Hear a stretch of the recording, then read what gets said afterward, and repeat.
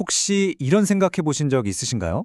수분이 싹 메말라서 쩍쩍 갈라진 한국의 가문 논바닥, 그리고 극심한 갈증에 허덕이면서 다급하게 물을 들이켜낸 일본인 관광객의 모습.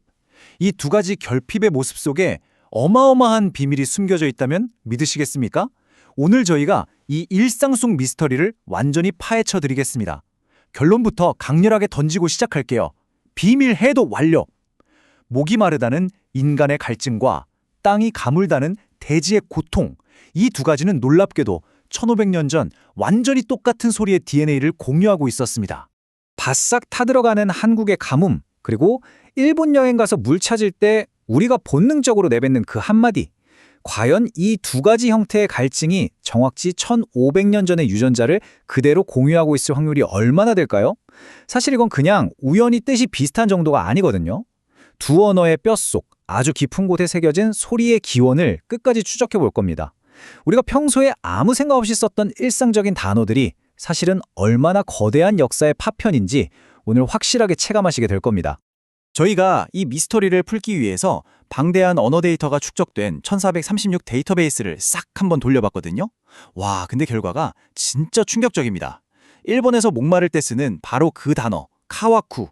이 단어의 아주 깊은 뿌리에는 한반도의 기상이변, 즉 가뭄을 뜻하는 고대 한국어 가물다의 DNA가 글쎄 완벽하게 숨겨져 있었습니다. 우연의 일치라고 치부하기엔 너무나도 선명한 언어적 지문이 남아 있었던 거죠. 자, 그럼 본격적인 분석에 들어가 보죠. 첫 번째 증거, 바로 첫 소리의 일치입니다. 여러분, 여기 한국어 어근 가물 할 때 첫 소리인 기역 발음, 그리고 일본어 어근 카와 할 때 키역 발음 보이시나요? 이 G 사운드와 K 사운드가 그냥 기가 막히게 딱 맞아떨어집니다. 이 일치는 두 단어가 언어의 실크로드를 따라 흘러간 동일한 소리의 뼈대를 가졌다는 걸 증명하는 아주 결정적인 첫 번째 열쇠입니다. 애초에 뿌리 자체가 완전히 같다는 뜻이죠. 첫 소리는 알겠는데 그럼 뒷부분은 어떻게 된 걸까요? 두 번째 단계, 음운 변화의 비밀을 풀어보겠습니다. 단어의 뒷부분인 물이 어떻게 와라는 전혀 다른 소리로 둔갑할 수 있었는지 참 궁금하시죠? 이게 한반도의 소리가 거친 바다를 건너가면서 아주 자연스럽고 필연적인 변화를 겪게 된 건데요. 먼저 1단계로 입술을 붙였다 떼는 미음 사운드가 세월이 흐르면서 서서히 힘이 빠집니다. 그러다가 2단계에서 이 약해진 미음이 스르륵 반모음인 우, 즉 W 소리로 변해버린 거죠. 게다가 3단계. 당시 일본어의 발음 구조상 끝에 받침이 오기가 굉장히 힘들었거든요. 그래서 끝에 있던 리을 받침 소리가 아예 툭 하고 떨어져 나갑니다. 결국 가물이라는 단어가 쫙 압축되면서 일본어 구조에 딱 맞는 카와로 재탄생하게 된 겁니다.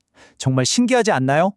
소리가 변화낸 과학적 법칙은 확인했고 이제 빼도 박도 못하는 결정적 증거 3가지를 보여드리겠습니다. 이 두 단어는 무려 3가지 영역에서 소름 돋게 똑같이 사용되고 있습니다. 물리적으로 땅이 마르는 건조, 우리 몸이 느끼는 갈증, 심지어 추상적인 결핍까지 말이죠. 생명수 같은 액체가 사라져서 겪는 그 엄청난 고통과 텅 빈 부재를 두 언어 모두 동일한 어근으로 채우고 있다는 뜻입니다. 카테고리별로 하나씩 자세히 뜯어볼게요. 첫 번째는 눈에 보이는 물리적 건조입니다. 아주 먼 옛날 한반도 사람과 일본 열도 사람이 비가 안 와서 쩍쩍 갈라진 땅이나 바람에 바싹 마른 빨래를 봤다고 상상해보세요. 물이 싹 다 증발해버린 그 절망적인 빈자리를 묘사할 때 두 집단 모두 완전히 똑같은 소리의 지문을 썼습니다. 한국의 가문 논바닥, 그리고 일본의 카와이타 담보, 시각적인 상황인식이 아예 100% 일치하는 거죠. 두 번째 증거는 바로 우리 몸이 느끼는 신체적 갈증입니다. 요즘 우리는 목마를 때 보통 마르다라고 많이 하잖아요.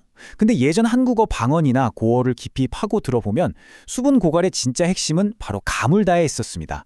목이 가물다 이렇게 말이죠. 근데 진짜 놀라운 건 일본어가 이 옛날 감성을 완벽하게 보존하고 있다는 겁니다. 환경이 감으로 마르는 것과 내 목이 타들어가는 걸 그냥 카와크라는 단 하나의 독특한 코드로 묶어버린 거예요. 세 번째 증거가 진짜 흥미로운데요. 이 똑같은 뉘앙스가 단순히 눈에 보이는 현상을 넘어서 비유적인 표현까지 이어집니다. 우리 돈 떨어졌을 때 가뭄에 콩나듯 한다고들 하잖아요. 일본에서도 텅 빈 금고를 보면서 돈이 말라붙었다는 뜻으로 자금이 카와쿠라고 표현합니다. 물리적인 물뿐만 아니라 돈이나 감정, 그 애타는 심정적 고갈까지 이렇게 완벽하게 똑같은 뉘앙스로 쓴다. 이건 애초에 한 뿌리에서 나오지 않고서는 절대 불가능한 일치입니다.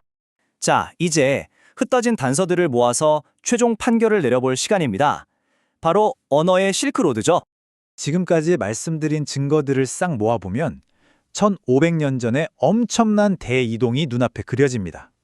일본의 대표적인 고문서인 일본석이나 고사기의 기록들도 이 상황을 딱 뒷받침해 주거든요. 한반도에서 일본 열도로 그 많은 사람들이 넘어갈 때 그냥 몸만 덜렁 간 게 아닙니다. 물, 가뭄, 굶주림, 같이 살기 위해 당장 내뱉어야 하는 생존 필수 단어들.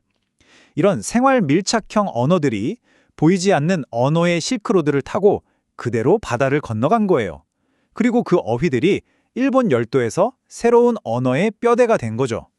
자, 이제 정말 자신 있게 선언할 수 있습니다. 비밀 해독 완료. 소리가 변하는 과학적인 음운 법칙, 그리고 생활 속 미묘한 뉘앙스까지 완벽하게 딱 들어맞는다는 건 너무나도 분명한 결론을 보여줍니다. 한국어의 가물다와 일본어의 카와쿠는 1500년 전 정확히 같은 뿌리에서 태어난 쌍둥이 단어라는 사실. 이건 저희 4360 데이터베이스가 도출해낸 결코 부정할 수 없는 역사적 진실입니다. 오늘 저희가 준비한 이야기 어떠셨나요? 다음에 일본 여행 가셔서 목마를 때 무심코 물 좀 주세요 하면서 내뱉는 그 단어 속에 무려 1500년 전 고대인들의 목소리가 생생하게 메아리치고 있다는 사실 꼭 한번 기억해 보셨으면 좋겠습니다. 그렇다면 과연 우리가 매일매일 아무렇지 않게 쓰는 수많은 일상어 속에는 또 어떤 엄청난 고대의 DNA가 숨을 죽이고 있을까요? 언어는 정말 그 자체로 살아 숨쉬는 화석 같습니다. 오늘 이야기가 여러분의 평범한 일상을 아주 조금 더 신비롭고 흥미진진하게 만들어 주었기를 바랍니다. 함께 해주셔서 감사합니다.